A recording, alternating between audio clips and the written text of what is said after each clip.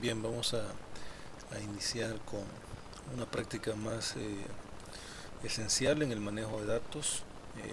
La parte del capítulo 5 de listas, pues básicamente las listas son el preámbulo para el manejo de los datos.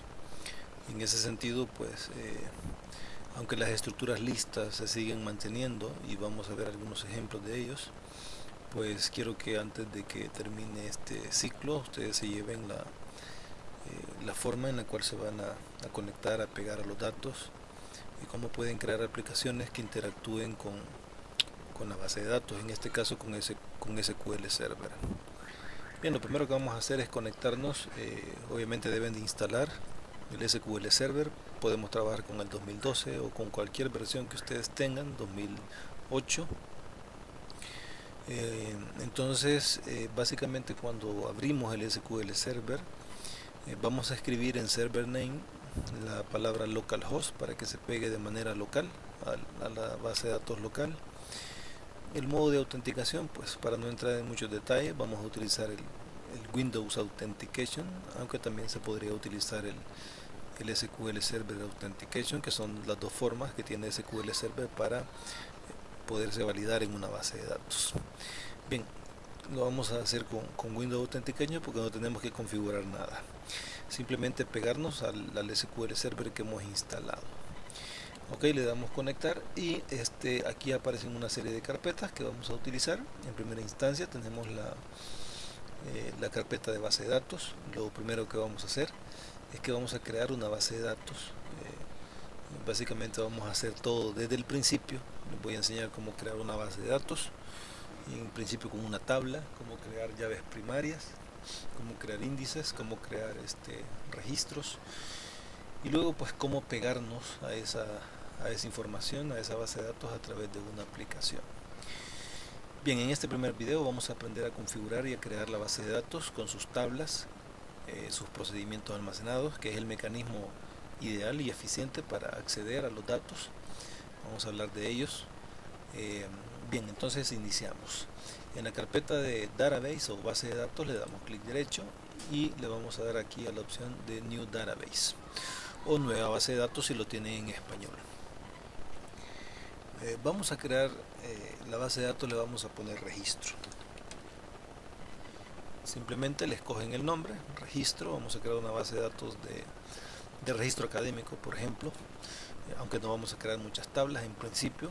Vamos a crear una sola tabla. Si ustedes pueden ver, ya está creada la tabla. Si yo expando la carpeta de base de datos, aquí encuentro la base de datos registro, que es una base de datos nueva, una base de datos limpia. Obviamente aquí tenemos las tablas, que no hay tablas. Por otro lado tenemos una carpeta de programación en donde encontramos una de procedimientos almacenados que también está vacía porque no tiene información, es una base de datos nueva. Bien, en principio lo que vamos a crear es una tabla. ¿Cómo se crean las tablas? Así como creamos la base de datos a nivel de estas carpetas que están acá, aquí donde dice tablas o tables, en este caso en inglés, le vamos a dar clic derecho y le vamos a decir aquí a la opción de New Table, hacemos clic. Nos va a aparecer la ventana de diseño donde vamos a crear los datos que van a corresponder a la tabla que vamos a crear.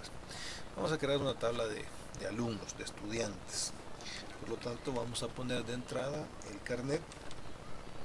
Vamos a utilizar el carnet, pues char sería de 10. Vamos a crear los char de 10. Luego vamos a poner el nombre del estudiante.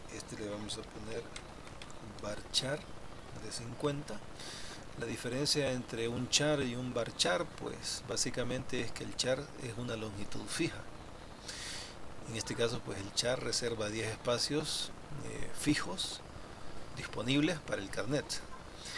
En el caso de los varchar, los tipos de datos varchar definidos para los campos de una tabla, pues me indican y me optimizan los espacios porque aunque el nombre puede soportar hasta 50 caracteres, la ventaja de los campos tipo varchar es que Si yo guardo solo 10 caracteres, pues él solo reserva 10 caracteres para ese campo. Esa es la ventaja, nos ayuda a optimizar y en el rendimiento de las consultas que hacemos a la base de datos. Nos optimiza el espacio, nos optimiza el tiempo y nos hace mucho más efectivas las consultas.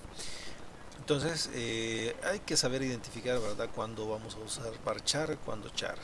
Char cuando sepamos que la longitud es fija y que mis campos pues van a andar en ese rango y no van a cambiar. Varchar cuando no sabemos la longitud de un campo, pues puede variar, puede ser más, puede ser menos, pero tengo un límite. También existe varchar max, cuando yo no sé la cantidad, pero permítanme un segundo.